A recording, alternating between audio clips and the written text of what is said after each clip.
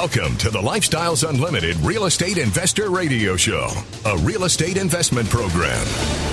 Listen and learn how to use real estate to build wealth and passive income streams for you and your family.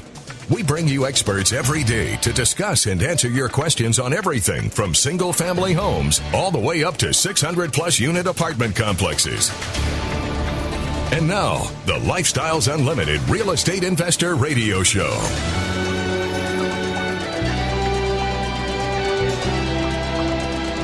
Welcome to the show. My name is Al Gordon, and as always, we're working on your financial freedom. Hey, this week, I've been going down memory lane. I've been talking about a property that my wife and I bought 23 years ago. We sold it 20 years ago. We sold it to a husband and wife at the time, and, we went about our merry way. Well, I got nostalgic over the weekend, and I decided to take a look at what that house was doing price-wise, because I was curious, because the property is in Southern California. And as everyone knows, real estate prices always go up, up, up, up, and up in Californian markets. Well, at least until they don't. Yeah. But California tends to have better appreciation rates than many other parts of the country. Now, there's a lot of reasons for that. I mean, if you really dig into the details, you can find out why. It's got to do with scarcity of available product. It's got to do with the fact that a lot of desirable California cities are what are considered built out. In other words, there's no more usable land. And what usable land might be there is, probably got something on it, in which case you're going to have to maybe do rehab and potentially extensive rehab or just complete demo. Yeah. So the housing market in California is what it is. And a lot of people that live in California, their retirement plan is to buy a house. Yeah, that's the conventional wisdom out there amongst the working class. Now, I'll tell you, the majority of the working class out there probably can't qualify to buy a home, even with interest rates as low as they are, because the pricing is so high. Okay, take into account that the property that I used to own, that somebody bought from me 20 years ago, they still own it based on what I can tell. They bought it for $214,500. Based on Zillow's estimate, now they give me a range, but they also give me a specific number. They say it's $608,700. That's what they think the property would be worth if I decide to go buy this property back from the guy, assuming he would want to sell it to me. Now, I'll be the first to tell you, I have no interest in buying that property. And here's why. At $608,700, that price point is too ridiculous based on the rental income streams that Zillow says that I could potentially command from that home, which I think it was right. We'll call it $2,900. That might be a little high, but the numbers don't work. They don't. You have to put too much money into that property to get it to cash flow. And what that causes you to do is have, dead equity in the asset. And then to get your money back out, well, you'd either have to refinance it out or you just don't put it in which case now you're dealing with negative cash flow. Yeah, okay, so it's a poison pill. There's another way to describe it. It's a poison pill. But having lived and worked and studied and created a family and grew my family up in California, I know so many people that absolutely believe that the only way they're going to survive retirement is to buy a house, live in it, pay that mortgage off, and have that big, fat chunk of equity there so that somewhere down the line, maybe you need to tap into it. Maybe you sell the house. Maybe you go somewhere else. I don't know. But I will tell you this, that strategy right there is terrible. It is terrible. Because what will happen to you is you will get yourself to a place in time where your situation is going to change. Your situation will absolutely change over time. And I don't care how much you try and keep everything the same, it's going to change over time. What am I getting at? All right. 20 years ago, I sold this house to the guy that owns it. Okay. 20 years ago, I was a captain in the United States Army. I was married. I had 2 brand new newborns. I had bought my first house, and I was being PCS'd to another place. I had to leave Southern California and go where the Army told me to go. Now, today, I'm selling my house, but I'm selling my house based on the fact that's what I want to do. Not because a job has told me you need to relocate. Not because market conditions are doing certain things, although to be honest with you, market conditions did kind of spur me to sell my existing home and to harvest the equity. Yeah, to pull the money out of it. There's a lot of dead equity sitting in this property. And the house is too big. So, smart people go, let's take the money out. Let's repurpose the money. Now, dumb people will take all that money and they'll go buy boats and jet skis and pay all cash for this stuff. They'll buy stuff that they will use periodically. Because think about it. If you're working in a full-time job, you don't have time to be at the lake every day. You don't. But you'll have the toys if you do find the time to carve it out. And by the way, those things that you bought, they're technically assets. They are. Now, they're probably not business assets. Yeah, so you're not going to be able to do anything as far as get some kind of tax remedy by owning and operating those, unless, of course, maybe you go into the fishing or ski boat business and you take people around the lake, which I think is a dumb idea, unless that's what you do for a living, in which case you're probably really good at it, and I got no place to say anything. But my point is this, those assets that you buy, we call those depreciating assets, because they'll actually go down in value over time. They will wear out over time. And you get to a certain point in life, they're worn out. Now what do you do? All right. What we're going to talk about on today's show is we're going to talk about a strategy. A strategy that if I had the opportunity to actually reach out to the guy that bought my house, based on the financial situation I believe he's in, a strategy that will radically change his life. Are you interested? Tune in after the commercial break. I'm going to blow your mind.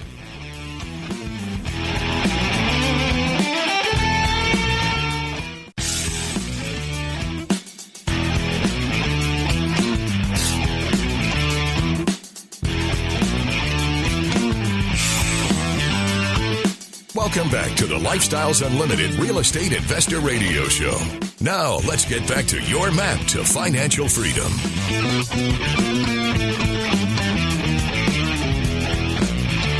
Welcome back to the show. All right. When you become a member of Lifestyles Unlimited, one of the first things that we will do with you as part of your educational training, because we're going to teach you everything you need to know to be a successful real estate investor. What does that mean? Well, that means if you don't know what you're doing, this is perfect, because when we're done with you, you will know exactly what you're doing.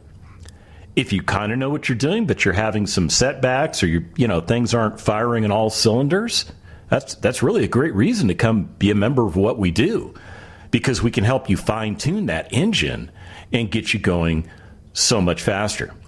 But one of those things that we do initially when we train you on how to invest correctly is we have you take a look at where all your money's at. Yeah. Now, you might think, well, my money's in the bank. It's in my checking account. And you would be right. There is money in there. And you might even have a savings account. Or you may be like me and you have like 14 different checking and savings accounts. Now, I'm not going to explain why I have all of those, but just to let you know, yeah, I've got money in the bank too. But there are places that you have money that you either know about or you don't. Yeah. I mean, case in point, if you own your home, you probably know what the home was worth. You probably know what you paid for the house. You probably know what you've spent to make improvements on the house. you probably know what your loan balance is. So you have a pretty good idea of what your equity is and what your basis is in the property. Okay, if you didn't understand what I just said, not a problem. Not a problem. It's just the lingo we use. Yeah, you'll learn all this stuff. It's not that big deal. So okay, what I really said was your equity is the difference between what your property is worth and what you owe on the property. Now, if you don't owe anything on the property, your equity is 100%. Yeah, I mean, because that's all your money stuck in that house. You might have other places where you have money. Now, let me give you an example of one place where I had money that, you may just go, oh, I didn't think of that, because I was that guy. I was like, until somebody mentioned it, I didn't think of it. See, I had a beautiful 2013 BMW motorcycle. I had the big touring bike. It was all black. As a matter of fact, I bought it when I was traveling through Germany on my way to Afghanistan. I had a little layover time. I hooked up with the BMW dealer there, and I said, hey, man, I'm an American citizen going into harm's way. Do you guys have some kind of buying program? And they said, oh, yeah, we got a deal for you. So they gave me a really good deal on the motorcycle. And that motorcycle was, was basically my gift to myself for having spent 27 years in the Army, because I knew when I was coming home from that tour, I was going to retire. So that was my big woohoo. I survived the Army gift. But here's the problem with that motorcycle. I never had time to ride it, because when I retired, I had to go back to work, right? And I didn't really get a chance to ride that bike. I didn't really get a chance to enjoy that bike. Yeah, one time I kind of made it my commuting cycle, which was okay, but I didn't enjoy commuting on a motorcycle. I'd rather be in a car, to be honest with you. And at a certain point, I started to realize that motorcycle, which was all paid off, by the way. Yeah, I paid all cash for it, because I had the cash available at the time, which was a dumb move, but that's what I did. So I bought the motorcycle and it stayed in my garage. I think I amassed maybe 5,000 miles on the thing, which is not a lot of miles for having owned it for the 5 years that I owned it. See, what I did in 2018, after becoming a member of Lifestyles Unlimited, I started looking at where my money was tied up. And I realized that I had an asset sitting in my garage that looked very pretty, but I didn't get to use it very much. And every day I walked out into the garage, it went down a little bit in value. Because motorcycles and cars and things like that, boats, all that stuff, they're all depreciable assets. In other words, they're going to go down in value as they wear out over time. Now, real estate tends to kind of do both things. You can actually take depreciation costs, but as we know, real estate tends to increase in value over time. As a matter of fact, it's the only asset class that I'm really aware of that does a really good job of staying ahead of inflation year after year after year. And don't give me your stock market arguments, because I don't believe them. I just don't believe them. So what did I do with that beautiful motorcycle? I sold it. Because here's the thing. I think I spent $22,000 for it. So over a period of 5 years, I consumed $12,000 worth of that money, but I only got about 5,000 miles of enjoyment out of it. I was able to sell it, and I think I got a little more than 10. I think I got 12,000 out of the deal. Yeah, I think I got 12,000. But that's my point. It cost me $10,000 to once in a while ride that thing. Yeah. And then when I finally said, that's it, I'm done, I'm just really not enjoying it anymore, and I sold it, it was only worth $12,000. So what did I do with that $12,000? Well, I took that $12,000 and I put it into what I call my investment fund. So there is liquid dollars sitting in a particular checking account that I have. Actually, I think it's in a savings account, because I might actually get like 0.25% interest as opposed to zero on the checking account, and I can just move it if I want to transfer it, write a check against it. So that became a better use of my money. Things like insurance products. If you've got whole life insurance products, you really need to sit down and take a look at, why do you have those to begin with? And second of all, what kind of rates of return are you receiving on those? See, I was one of those guys that had a financial planner that told me back in the day I needed to have whole life. And part of it had to do with the fact I was in the military, so I had to have what was called a war clause. In other words, or I had to make sure there was no war clause in my policy, because, my line of work could be a little hazardous. And there were certain insurance products out there that had that, and I was able to buy those things. But they were very expensive because they had a financial component to it, which at the end of the day actually returned me like 8% year over year, which, for being a lazy investor, I guess was okay. But once I realized that I had $80,000 in cash value sitting there and that I could get rid of a $600 a month payment and replace it with term life insurance that only cost me $100 a month, therefore adjusting my expenses every month by $500, still having the insurance coverage that I need, now I've got $80,000 in the war chest to invest. Yeah, that's where I'm going with all this stuff. And we talk it through with you because you'd be surprised where you have money. At the end of the day, it is very important for you to identify where all your dollars are at and what kind of returns those dollars are giving you. Like for me, the motorcycle, 0. I was losing money. I was losing money to have the motorcycle. The whole life insurance, 8%. I still had insurance, but I found a cheaper methodology to get the same insurance and pull my money out. Because $80,000 at the age of 60 was not going to make a massive dent in my retirement strategy if I was to keep doing things the way I had been doing them. Okay, when we come back from the break, I'm going to get into what I think the gentleman should do that lives in the house that I used to own 20 years ago because he's sitting on a ton of equity. Stick around.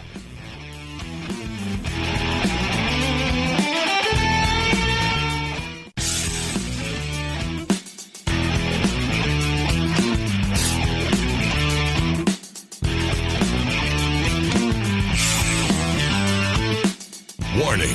Listening to the Lifestyles Unlimited Real Estate Investor Radio Show will change your life. We will teach you how to create wealth and passive income so you can be financially free.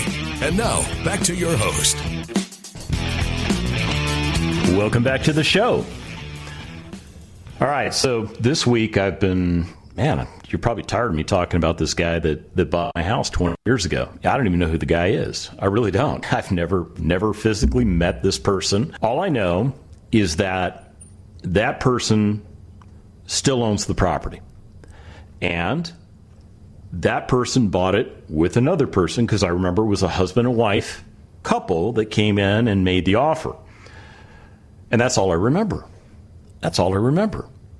And then when I went to the tax records over the weekend, it dawned on me that something happened in his household, and either he was divorced and wound up with the house, or maybe there was a death which caused him to wind up with the house. I don't know how she got off the title, and it really doesn't matter, because all that matters is that the gentleman that owns that house, who still lives in that house,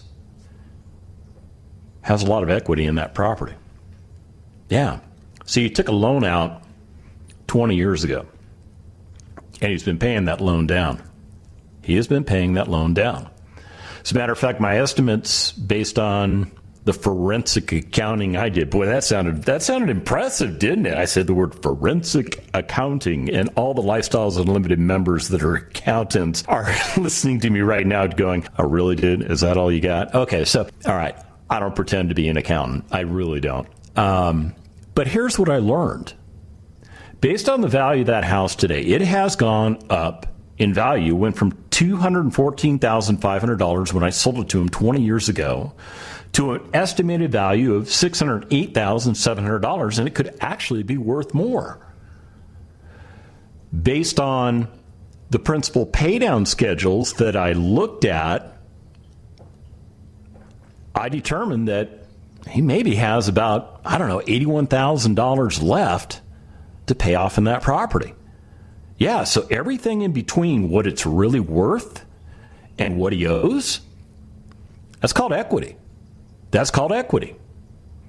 And this guy is doing exactly, now I don't know what his game plan is. I'll be very honest. I do not know what his game plan is, but I think I know. I think what he's doing is exactly what people told him to do 20 years ago, and he's been religious at it. He's been doing it day in and day out. He's been living in his home. He's been paying his mortgage.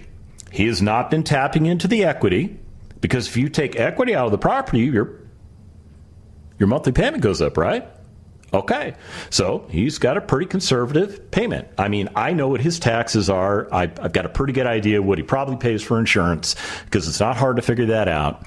I can run the principal interest schedule based on when he bought the property.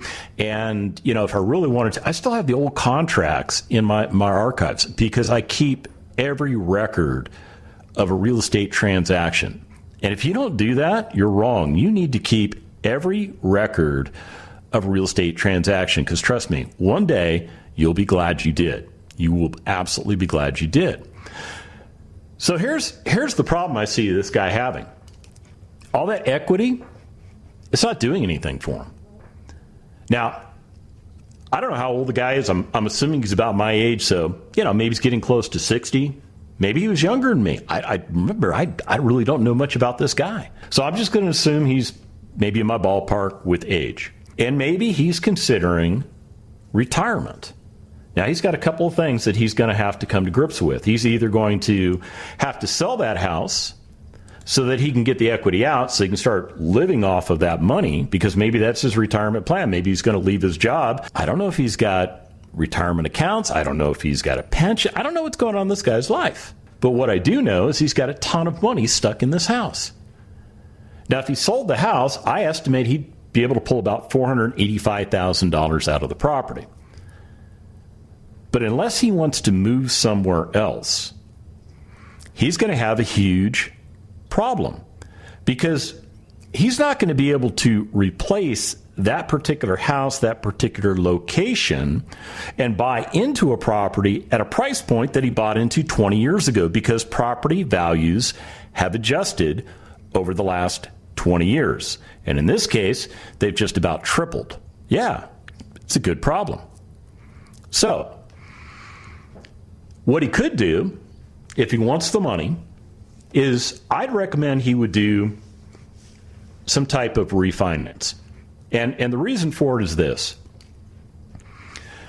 There's about $405,000 tied up in that property that he could get out of the property. Now, he could go to the lender and say, hey, man, can you do this as a second trustee behind my first trustee because I'm paying mostly principal anyhow, and I just, I want to do it that way. And most lenders are going to tell them, yeah, well, that doesn't quite work for our risk model because we're going to have such a huge number on the second position. We would rather cure that first note. In other words, pay it off, roll that money into the loan we're going to give you a brand new 30-year loan. What do you think about that? And to be honest with you, I think it's not a bad way to go. Now, I'm not going to get into the tax complications of doing a cash-out refinance and what you do with the money. You need to have that conversation with your tax advisor. Yeah, because everybody's situation is different. Every time I go and read the IRS code, okay, it's pretty clear to me that if you use the money to improve the existing property, you're probably okay. But if you use the money for other things, well, there may be some tax liabilities to that. So just make sure you understand the bigger picture before you launch. But I think this guy should take $405,000 out of his house. I really think he should. I think he should refinance. The rates are really good based on what I think his rate was back in the day compared to what it is now. Day and night. Day and night. The money is so much cheaper today. Yeah. And provided he's got okay credit, he'll probably be able to pull all that money out. He probably will be able to pull that money out because the note is secured by the asset. The lender is comfortable being in an 80% loan to value because there's 20% of value that's cushion for them in case something happens in the real estate market. And this guy, he's been there 20 years. Chances are he'll be there another 10, maybe 20 years. I think the guy likes the house. Trust me, it was a great house. You want me to tell you what he should do with the money. And I'm going to get into that right now. I think what he needs to do, the first thing he needs to do is he needs to come to Lifestyles Unlimited, become a member, and have us educate him. Yeah, he needs to be properly educated on how the investing process works. Yeah, everything from figuring out what his game plan is, identifying his goals and objectives, building the game plan to do that. Now, with $400,000, he's really got a lot of options available to him. He could do single-family houses. He could do multifamily apartments. He could buy his own apartment. Or he could invest with other Lifestyles Unlimited members that are going to do all the work, and he's going to get a good chunk of the returns. Or, he could be like me and eventually go that lead investor route where he's syndicating those deals to other Lifestyles Unlimited members. And it doesn't matter which path he chooses, he can always adjust later. Yeah, it's totally cool. Now, my thought process is I'd like to see this guy do multifamily because I think his returns are going to be a lot better. I do. And, he can take that $400,000 and he can drop it into a singular property, do all the things he needs to do, and it's all in one place. But there's another very interesting opportunity that fits really well for his $400,000. And this particular strategy involves buying houses. And what I'm going to do when we come back from the break is I'm going to tell you how you can take that $400,000 and literally triple it in 5 years. Interested? Yep, me too. Stick around.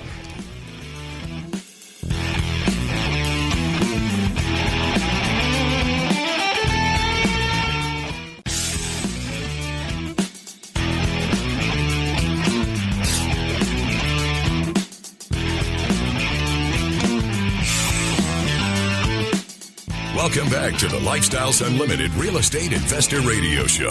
It's time to turn up the volume and fine-tune your passive income plan so you can create the lifestyle you've always wanted. Welcome back to the show.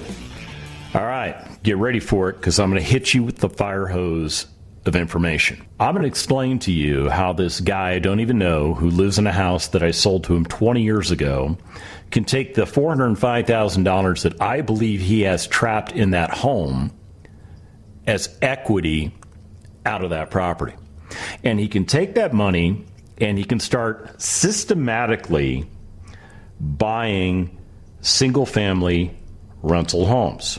And that's the path that I'm going to talk to you about today, is the fact that he can repurpose all of that money, and at just an average cash out-of-pocket rate of about $28,000, he can buy 14 homes.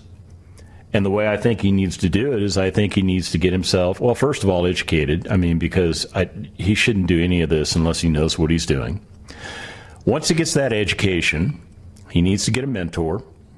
And, the mentor is important. Don't skip that part. You really need somebody who's been there, done that understands the pitfalls of what you're about to walk into, because these are the people that can help fill in those holes for you. Very important. Don't skip the mentor piece. The other piece that you need to build a team. You absolutely need to build a team.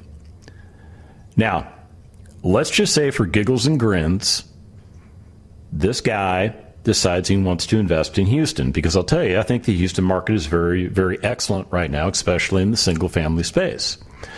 And I've seen a lot of really good deals come across my desk that, to be honest with you, I'm not in a buying position right now because I'm doing different things with my investments. So even though I look at those deals, I don't launch, which is good for other members of Lifestyles Unlimited because I'm not eating their prey, so to speak. Yeah. You build a team around you. If he's going to invest in Houston, he just needs a team that's resident in Houston. Yeah, he needs a good general contractor. He needs a really good lender that understands the investing side. Yeah, don't go to one of those, online banks or, one of those big, ginormous mortgage companies, because they don't understand the nuances of what we do. It's part of the reason we have a vendor list that's available to you so that you have access to the people that, you need to have access to.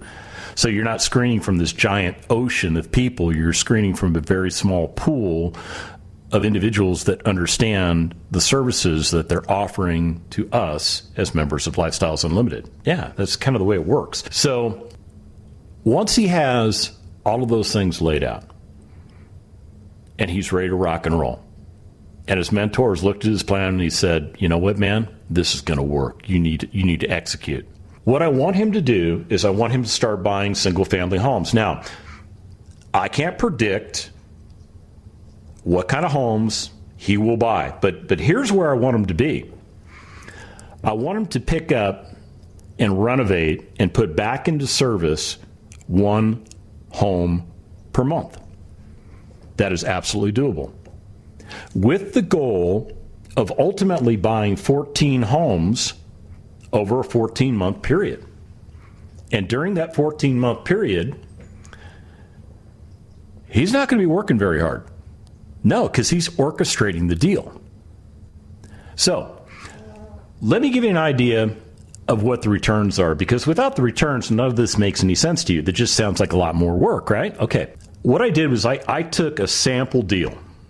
In other words, Moon sent me another property the other day, and I was like, another one I can't buy. And I think I mentioned on yesterday's show, this is one that's, the property's in pretty bad shape. And we know it's in pretty bad shape because you can buy it for 45 cents on the dollar. Yeah. So this is going to require some heavy rehab. It's going to take a little time to do that. There's a lot more things that need to be addressed. But a well-orchestrated team can knock it out. They can get it done, especially if you're hiring contractors and they know there's 13 more houses after this one. Makes a huge world of difference. Huge world of difference. So let me just give you the basic parameters, because I'm basing my projections off of a cookie cutter approach. Yeah, so I'm going to take this property that we kind of talked about yesterday. I'll tell you more about it today. You may have missed yesterday's show. I get that. And then I'm going to supersize it. I'm going to overlay the financials from one property onto all 14 properties, and I'm going to give you a roll-up of what this guy can achieve. All right? We're going to talk about the timeline along the way. So, well, since I mentioned timeline, let's talk about timeline. I'm going to give him 2 years. Now, most Lifestyles Unlimited members don't need 2 years to do what I'm about ready to describe to you. They can probably get it done in about 18 months. But I like to go very conservative on anything that I plan. I always want to build in factors for things that could come up that you just have no control over.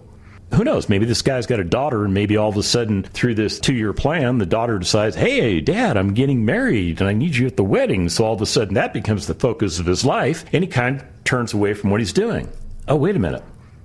The way we invest in real estate, you can still get all this real estate done and still get her married.